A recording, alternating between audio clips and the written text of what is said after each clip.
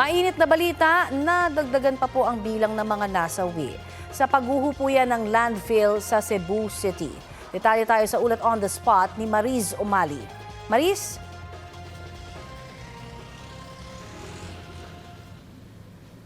Connie, narito tayo ngayon sa isang bahagi ng paanan ng Binaliw Landfill kung saan nangyari nga yung pagguho ng bundok ng basura noong January 8. At itong nakikita ninyo sa aking gilid ay yung mga debris na nakuha na mula dun sa pinangyarihan ng guho. Kung makikita ninyo talagang napakalalaking mga bakal at mga metal, no?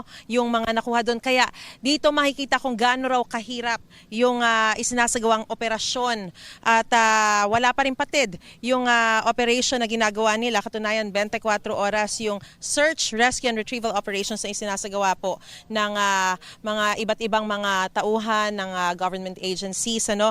At as of 10:28 ngayon nga January 14, 2026, sa kabuuang bilang ng mga biktima na 48, nasa 17 na po ang nare-recover na bangkay, 12 ang sugatan, 19 pa ang pinaghahanap at ongoing po yung pag-identify dun sa tatlo. Kasi yung tatlong huling labi na recover ay beyond recognition na raw.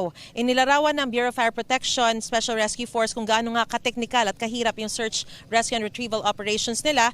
Nangangailangan ito ng specialized equipment at iba't ibang mga expertise dahil sa halo-halong debris. Gaya nga po ng pinakita ko sa inyo kanina dito sa aking gilid, malalaking mga bakal, steel beams ang kailangan nilang linisin o i-clear muna bago may ahon yung mga bangkay o yung mga natabunan na nga po ng mga basura at kung ano-ano pang mga debris, no? At lalo na raw pinahihirap ito ng minsang pagsama ng panahon yung operasyon nila matapos yung mga pag-ulan na nagdulot ng putik at pagpasok din ng tubig sa loob ng landfill na maaaring magdulot ng karagdagang panganib. Napakadelikado rin daw po ng sitwasyon, hindi lamang dahil sa bigat at laki ng mga bakal na kailangan putulin bago alisin, kundi dahil din sa banta sa kalusugan ng mga rescuer. Nilagyan na nga raw po nila ng lime yung lugar upang mabawasan ang mabahong amoy at maiwasan yung respiratory at biological hazards. Sa kabila ng paggamit ng life detecting equipment, sinabi ni SFO1 Fulbert Navarro na mahirap matiyak kung ang mga nadedetect na signs of life ay mula sa tao o hayop tulad ng daga at pusa.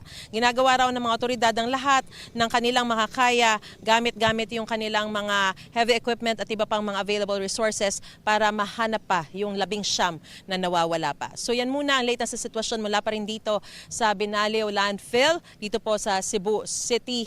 Balik sa iyo, Connie. Maraming salamat, Mariz Umali.